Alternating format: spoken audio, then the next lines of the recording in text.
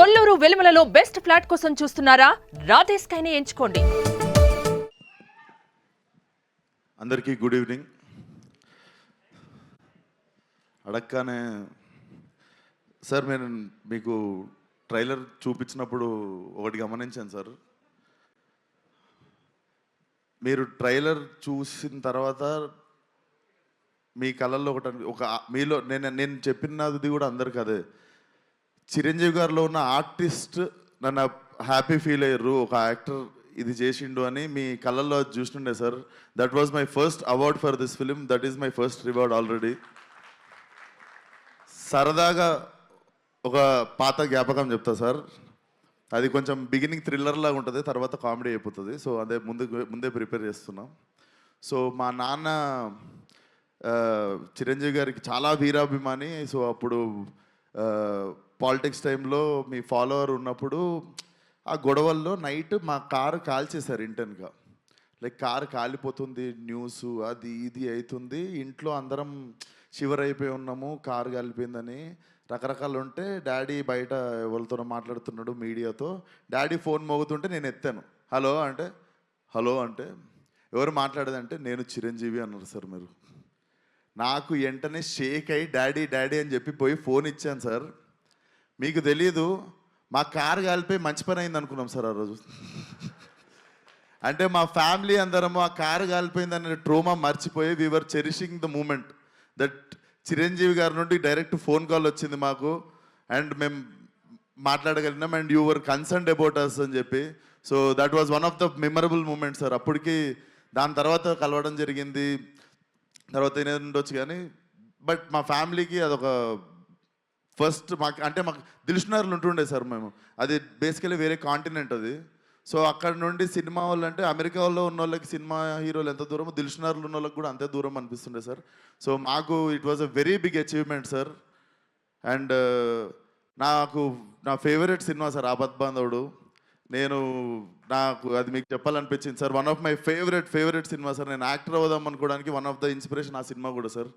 దాంట్లో అసలు that's one of my favourite film sir. And thank you so much sir support చేయడానికి. Love you so much sir.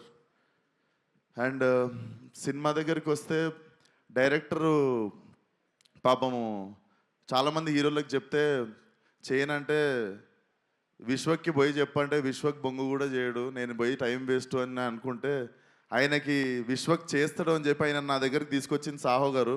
అన్న thank you so much అన్న.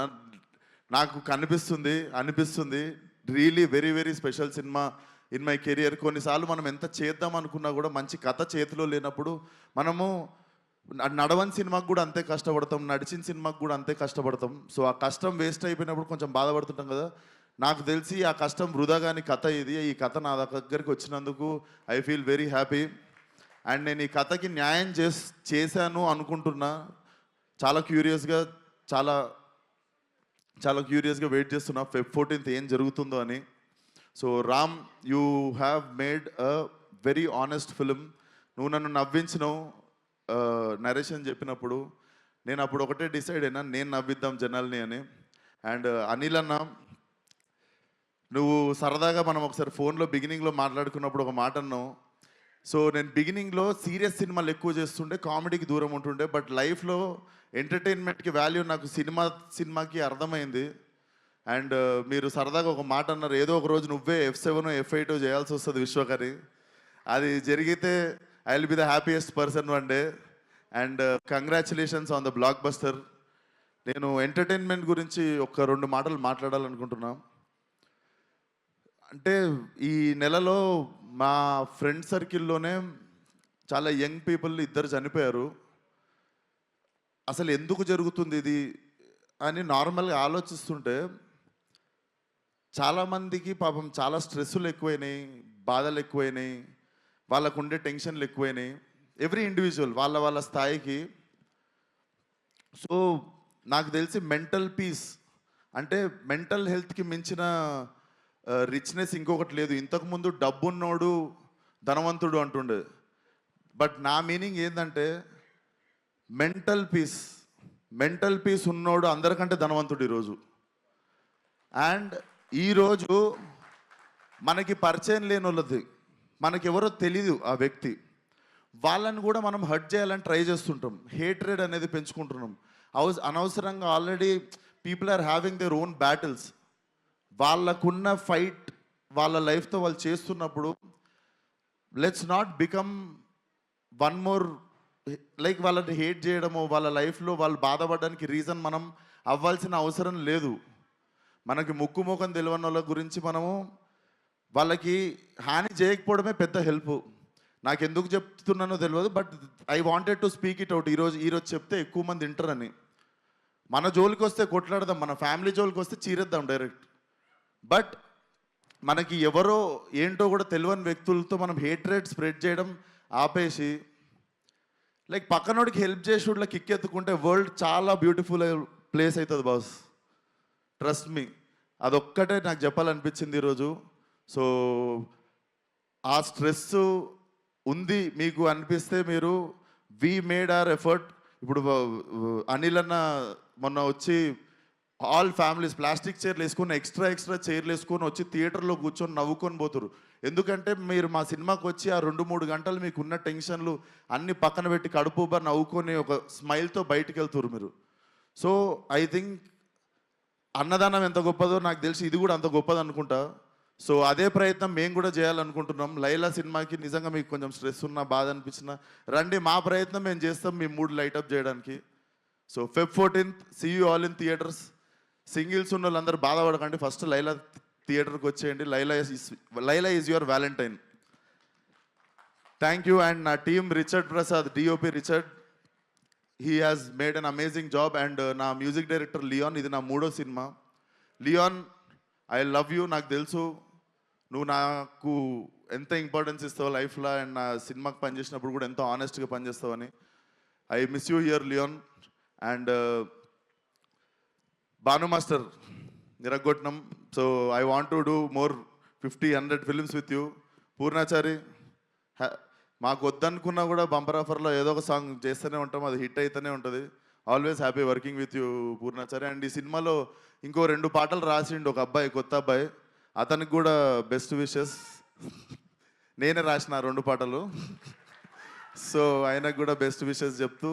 And నా childhood friend Praneeth, he's playing Pinky. మీ అందరికీ మార్కస్గా గుర్తుంటాడు, ఫలక్నామా దాస్లో రింకుగా గుర్తుంటాడు, బోటీ ఫైట్ రింకు అంటే గుర్తుపడతారు.